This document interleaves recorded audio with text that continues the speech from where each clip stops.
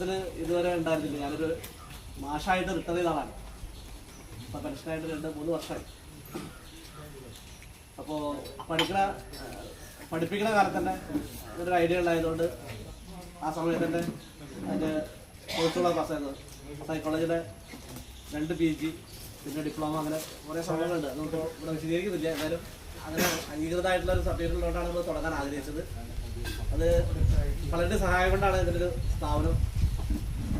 2 പ്രധാനപ്പെട്ട കാര്യം ഒന്ന് പഞ്ചായത്തിൻ്റെ സഹായം.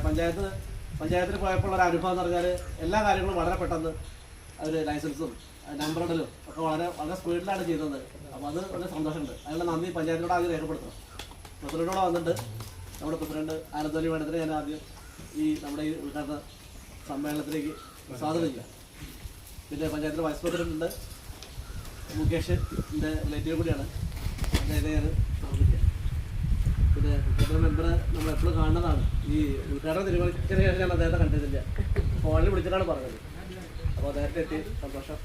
കൃഷ്ണടേജ് ഞാൻ വിളിച്ചിരുന്നു. കൃഷ്ണടേജ് എത്തിയിരുന്നു. പിന്നെ ഞങ്ങളുടെ പെൻഷൻ്റെ അസോസിയേഷൻ്റെ രാജേന്ദ്ര മാഷുണ്ട്, രവി മാഷുണ്ട്, രാമേന്ദ്ര മാഷുണ്ട്, വാസുദേവ മാഷുണ്ട്. ഞാൻ ഒരുമിച്ച് കോളേജിൽ പഠിച്ചതാണ്. പിന്നെ എല്ലാ ആൾക്കാരും ഇവിടെ ഉണ്ട്. പിന്നെ ഉണ്ണീഷ മാഷുണ്ട്, ഞങ്ങളുടെ പെൻഷൻ അസോസിയേഷൻ്റെ സെക്രട്ടറിയാണ്, ബ്ലോക്ക് സെക്രട്ടറി. അങ്ങനെ എല്ലാവരും ഇവിടെ വന്ന് എൻ്റെ സുഹൃത്തുക്കളുണ്ട്, എൻ്റെ സഹപാഠികൾ പറയുന്നുണ്ട് ഇവിടെ. ഞാൻ പരുതല സ്കൂൾ പഠിച്ചുകൊണ്ട് മുതുതലിൽ നിന്ന് കുറേ ആൾക്കാരാന്ന് തോന്നിയിരുന്നു. ആ കൂട്ടത്തിലുള്ള കുറേ ആൾക്കാരോടെ ഉണ്ട്. ദാമോദരണ്ണി ഇപ്പോൾ അവിടെ ചായയൊക്കെ വിതരണം ചെയ്യാൻ ഉണ്ടായിരുന്നു. പരമേശ്വരോടുണ്ട്. അങ്ങനെ കുറേ ആൾക്കാരോടുണ്ട്. എൻ്റെ അമ്മ ഇവിടെ ഇരിക്കുന്നതാണ്. അമ്മ ഇവിടെ ഇരിക്കുന്നുണ്ട്. ഓക്കെ, എല്ലാവരെയും അവൻ്റെ ഭാര്യയുടെ ബാറ്റിൽ നിന്ന് ചായ കുടിക്കുന്നുണ്ട്. എല്ലാവരും ഞാൻ സ്വാഗതം ചെയ്യാണ്. ഇവിടെ കിട്ടുന്നത് എന്താണെന്ന് പറയണമെന്ന് പറഞ്ഞു. ഞാൻ കൗൺസിലറായിട്ടാണ് വർക്ക് ചെയ്യുന്നത്.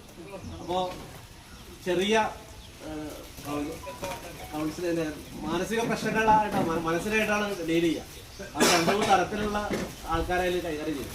ഒന്ന് യഥാർത്ഥത്തിലുള്ള മാനസിക രോഗത്തെ ചികിത്സിക്കുന്ന ആളുകൾ, അവരെ സൈക്കാട്രിസ്റ്റുള്ള വാക്ക് ഉപയോഗിച്ചിട്ടാണ്. ഞങ്ങളുടെ വിഭാഗം കൗൺസിൽ ചെയ്യുന്ന ആൾക്കാർ സൈക്കോളജിസ്റ്റുകളാണ്. ഞങ്ങൾ സൈക്കോളജിസ്റ്റുകളാണ്. ഞങ്ങൾ PG ഉള്ളതാണ് കേട്ടോ. PG ഇല്ലാത്ത ആൾക്കാർ കൗൺസിൽ ചെയ്യും. അവരെ കൗൺസിലർ എന്നുള്ള വാക്ക് ഉപയോഗിക്കും. അങ്ങനെ 3 തരത്തിലുള്ള ആൾക്കാരുണ്ട് ഈ വിഭാഗത്തിൽ. ഞാൻ സൈക്കാട്രിസ്റ്റ് എന്ന വിഭാഗത്തിലല്ല, സൈക്കോളജിസ്റ്റ് എന്ന വിഭാഗത്തിലാണ്. മരുന്ന് കൊടുക്കുന്ന ട്രീറ്റ്മെൻറ്റ് നമ്മൾ ചെയ്യുക. സൈക്കാട്രിസ്റ്റാണ് മരുന്ന് കൊടുക്കുന്നത്. അപ്പോൾ മാനസികമായിട്ടുള്ള നമുക്കുള്ള എന്ത് വെല്ലുവിളികളെ നേരിടാനുള്ള ആദ്യത്തെ അവസരം ഞങ്ങളുടെ അടുപ്പിക്കുന്ന ആൾക്കാർ കൊണ്ടുവരും. അതുകൊണ്ടാണ് ഞങ്ങളുടെ പ്രസക്തി. അതാണ് ഇവിടെ കിട്ടുക. പിന്നെ ഇവിടെ ഞങ്ങൾ ചെയ്യാൻ ഉദ്ദേശിക്കുന്ന കാര്യങ്ങൾ പബ്ലിക് സ്പീക്കിങ്ങിനുള്ള കഴിവുണ്ടാക്കുക, പിന്നെ പഠന പിന്നോക്കാവസ്ഥയുള്ള കുട്ടികളുണ്ടാവും, അവർക്കുള്ള സഹായം ചെയ്യുക. അങ്ങനെ ചെറിയ ചെറിയ കാര്യങ്ങൾ ഇതിൻ്റെ ഭാഗമായിട്ട് നമ്മൾ ചെയ്യും. ഇതൊക്കെയാണ് ഇവിടെ കിട്ടുന്ന സേവനങ്ങൾ. അപ്പോൾ ഈ ഗോൾ സെറ്റിംഗ് എന്താണ്? ഗോൾ സെറ്റിംഗ് എന്ന് പറഞ്ഞാൽ നമ്മൾ എന്താവണം, ഒരു പ്രത്യേക കാര്യം. ഒരു ഉദാഹരണം ഞാൻ പറയാം. എൻ്റെ ഒരു ഫ്രണ്ട് ഉണ്ട്. ആ ഫ്രണ്ടിൻ്റെ മകൻ BDS പാസ്സായി. BDS പാസ്സായിട്ട് മുമ്പിൽ പറഞ്ഞു, ഞാൻ BDS പ്രാക്ടീസ് ചെയ്യാൻ പോകില്ല, ഞാൻ സിനിമ പഠിക്കാൻ പോകുകയാണ്. അപ്പോൾ അച്ഛൻ വലിയ പൈസ കൊടുത്തിട്ടാണ് പ്രൈവറ്റ് മെഡിക്കൽ കോളേജിൽ ചേർത്തത്. കുട്ടികൾ നേരിടുന്ന പ്രധാന പ്രശ്നം എന്താണ്? അവർക്ക് ഇഷ്ടമില്ലാത്ത കോഴ്സ് പഠിപ്പിക്കുക. നമ്മളെ 2-3 കാര്യങ്ങളുണ്ട്. ഒന്ന് രക്ഷിതാക്കളുടെ താല്പര്യം, 2 സഹപാഠികളുടെ താല്പര്യം, പിന്നെ പൊതുവെ കാശ് ഉണ്ടാക്കാനുള്ള പഠിക്കാനാണ് പോകും. അത് പഠിച്ചു കഴിഞ്ഞിട്ടാണ് മനസ്സിലാവുക പരിപാടി പഠിക്കുക. 9, 10, 11, 12 ക്ലാസ്സിലെ കുട്ടികൾക്ക് യൂണിവേഴ്സിറ്റിക്കുള്ള സാധനം ചെയ്ത് കൊടുക്കാവുന്നതാണ് പ്രധാന കാര്യം. അതിന് അസസ്മെൻറ്റ് ടെസ്റ്റ് ഉണ്ട്. ആ ടെസ്റ്റൊക്കെ നടത്തിയിട്ട് അത് ചെയ്ത് കൊടുക്കുമ്പോഴാണ് അവർക്ക് യഥാർത്ഥ അവരെ പാർട്ട് എന്താണെന്ന് കണ്ടെത്തുക. അപ്പോൾ നമുക്ക് 2 തരത്തിലുള്ള പ്രശ്നം ഉണ്ടാവില്ല. മാനസികമായിട്ടുള്ള പ്രശ്നം ഉണ്ടാവില്ല, 2 സാമ്പത്തികമായ പ്രശ്നം ഉണ്ടാവില്ല. ഈ 2 കാര്യം കൊണ്ടാണ് ഗോൾ സെറ്റിംഗ് ഇന്നത്തെ കാലത്ത് വളരെ പ്രധാനം. അപ്പോൾ അതുപോലെ ചില ആൾക്കാർ പറയും, 10ാം ക്ലാസ് പഠിക്കുമ്പോൾ എന്താ അടുത്ത പരിപാടി ചോദിച്ചാൽ പറയും, അതൊന്നും ആലോചിച്ചില്ല, മാർക്ക് കിട്ടുകയാണ്. ഇന്നത്തെ കാലത്ത് അത് പറ്റില്ല. ഇന്നത്തെ കാലത്ത് ഏറ്റവും കൂടുതൽ മത്സരം നേരിടുന്ന ഒരു സമയമാണ്. അപ്പോൾ നമ്മൾ ഇപ്പോൾ മോഹൻലാലിൻ്റെ പരസ്യം തന്നെ 21 വയസ്സിൽ കരിയർ സെറ്റ് എന്ന് പറയുന്ന സാധനമുണ്ട്. അതൊക്കെ അസംഭാവിക കാര്യമാണ് മോഹൻലാൽ പറയുന്നത്. ചിലത് കേൾക്കുമ്പോൾ വലിയ സന്തോഷമാണ്. അത് ശരിയാണോ തെറ്റാണോ എന്നൊക്കെ പരിശോധിച്ചിട്ട് ഞങ്ങളെപ്പോലുള്ള ആൾക്കാരാണ് ഇത് പറഞ്ഞു കൊടുക്കുന്നത്. അപ്പം മാത്രമാണ് അയാളുടെ കരിയർ സെറ്റാവില്ലെന്ന് അറിയുള്ളൂ. അവർ പറഞ്ഞ ലക്ഷ്യയിൽ പോയി ചേർത്താൽ അപ്പം സെറ്റാവും എന്നാണ് പറയുന്നത്. അങ്ങനെയൊക്കെ ലക്ഷ്യയിൽ പോയി ആൾക്കാരെ കരിയർ സെറ്റായിട്ട് നമ്മുടെ നാട്ടിൽ നടക്കാൻ പറ്റാത്ത ആൾക്കാരുണ്ടാവും. അപ്പോൾ അതാണ് ഗോൾ സെറ്റിങ്ങിൻ്റെ പ്രാധാന്യം. ഞാൻ തരുന്നുണ്ടോ?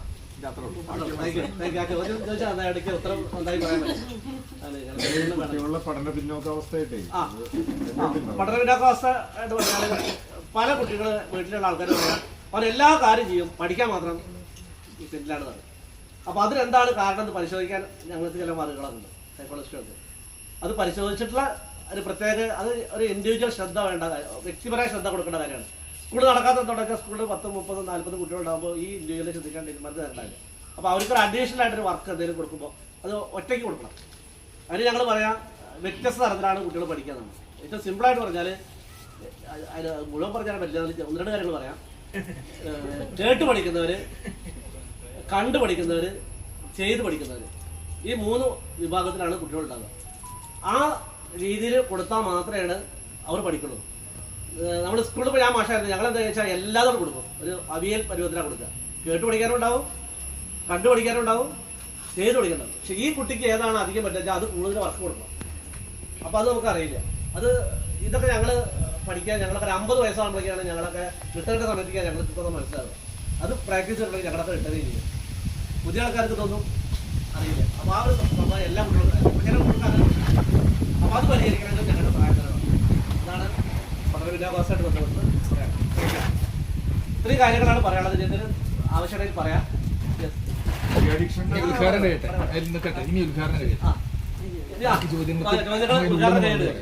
അപ്പോൾ നമ്മുടെ ഈ സെഷൻ ഉദ്ഘാടനം ചെയ്യാൻ വേണ്ടിയിട്ട് നമ്മുടെ ഒരു നന്ദി രേഖപ്പെടുത്താൻ 2 ആൾക്കാരെ കൂടി ഉണ്ടാവും.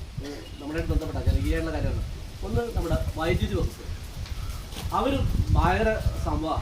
എത്ര പേര് അവർ വില്ലേജ് ഓഫീസർ ഇവരൊക്കെ തന്നെ ഞാൻ അത്ഭുതപ്പെട്ടു പോയി. ഞാൻ ആൾക്കാർ ഇങ്ങനെ പത്രത്തിലും ടി വിയിലൊക്കെ നമ്മൾക്ക് ഇങ്ങനെ ഭയങ്കര ബുദ്ധിമുട്ടാണത്. അവിടെ കാശ് കൊടുക്കണം, ഇവിടെ കാശ് കൊടുക്കണം. ഞാൻ തുറന്നു പറയണം, അങ്ങനത്തെ ഒരു സംഭവമേ വേണ്ടി വന്നില്ല എന്നുള്ളതാണ്. അങ്ങനെ ഒരു കാര്യത്തിലും ഒരാൾ നിന്ന് കാശ് മേടിക്കുകയും അല്ലെങ്കിൽ ഒരാളവ് വരുമ്പോൾ അങ്ങനെ ഒന്നുമില്ല. അതൊക്കെ സാധാരണ ഒരു ഫോർമാലിറ്റി ഉണ്ട്.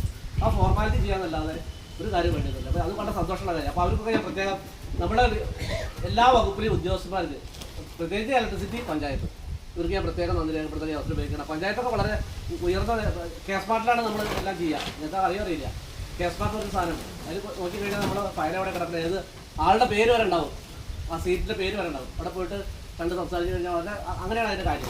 അപ്പോൾ അതിലൂടെ സന്തോഷം കൂടി രേഖപ്പെടുത്താൻ അവർ ഇലക്ട്രിസിറ്റി ബോർഡ് 4-ാം തീയതി 5 മണിയുടെ നിങ്ങൾക്ക് കണക്ഷൻ തരും. അപ്പോൾ അത് മഴ പെയ്യാണ്. ഞാൻ അവിടെ ഇരിക്കുന്നുണ്ട്, ഞാൻ വിചാരിച്ച് വരില്ലാന്ന്. 4:30 ആളെ കണക്ഷൻ തന്നു, മഴയെടുത്ത് നോക്കി. അങ്ങനെയാണ് അവരുടെ സംവിധാനം. അപ്പോൾ അതൊക്കെ നമുക്ക് വളരെ സന്തോഷമുള്ള കാര്യമാണ്. എന്തൊക്കെ ആരെങ്കിലും അറിയുമെന്ന് എനിക്ക് അറിയില്ല. അങ്ങനെയാണ് സംഭവം. ഓക്കെ, അപ്പോൾ നമ്മൾ സംസാരിക്കാൻ വേണ്ടിയിട്ട് നമ്മുടെ ഉദ്ഘാടനം ചെയ്യാൻ വേണ്ടിയിട്ട് നമ്മുടെ ബഹുമാനപ്പെട്ട പഞ്ചായത്ത് പ്രസിഡന്റിനെ ക്ഷണിക്കാം. Thank you. എല്ലാവർക്കും നമസ്കാരം. വേദിയിലെ വൈസ് പ്രസിഡന്റ്